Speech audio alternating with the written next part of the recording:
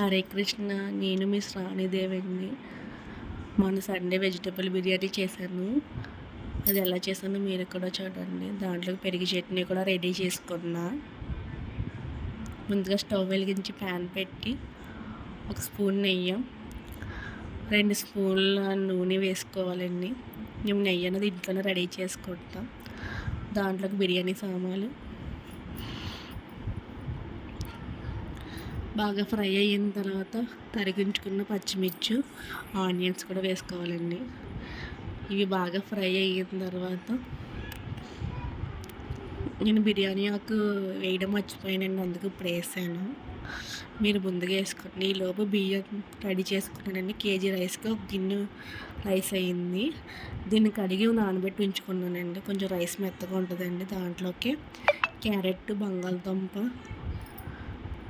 టమాటా తరిగి ఉంచుకున్నవన్నీ రెడీగా పెట్టుకొని అందులో వేసుకున్నాను. బాగా ఫ్రై అయిన తర్వాత దాంట్లో కొంచెం కలుపుకొని మిల్ మేకర్ వేసుకొని బాగా కలుపుకోవాలి.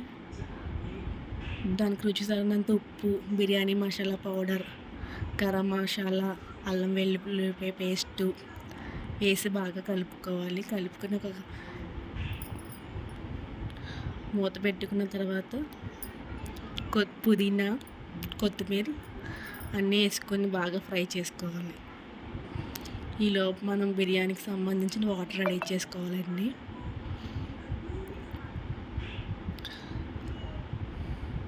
ఒక గిన్నె రైస్కి 2 గిన్నెలు వాటర్ వేయాలండి. వేసిన తర్వాత బాగా కలుపుకొని ఒకసారి ఉప్పు సరిపోయిందో లేదో చూసుకోవాలి. ఈలోపు ఆ రైస్ని అందులో వాటర్ అంతా పోయే వరకు ఆర్చుకోవాలండి, అలా పొడిపొడలాడేదాకా. అప్పుడు వాటర్ బాగా మరిగిందో లేదో చూసుకుని అందులో మనం ముందుగా ఉంచుకున్న రైస్ని అందులో వేసేసి బాగా కలపాలి. కలుపుకొని ఒక హై ఫ్లేమ్లో రైస్లో వాటర్ అంతా ఎగిరిపోయేదాకా ఉంచుకోవాలండి. హై ఫ్లేమ్లోనే ఉంచుకోవాలి. తర్వాత వచ్చేసి వాటర్ అంతా ఎగిరిన తర్వాత కొంచెం చిన్న మంటలో పెట్టుకుని మూత పెట్టుకుని ఉంచుకోవాలి. ఇది బాగా కుక్ అయిన తర్వాత పైన కొంచెం పుదీనా ఉంటే పుదీనా, కొత్తిమీర ఉంటే కొత్తిమీర వేసుకొని మూత పెట్టుకోవాలి.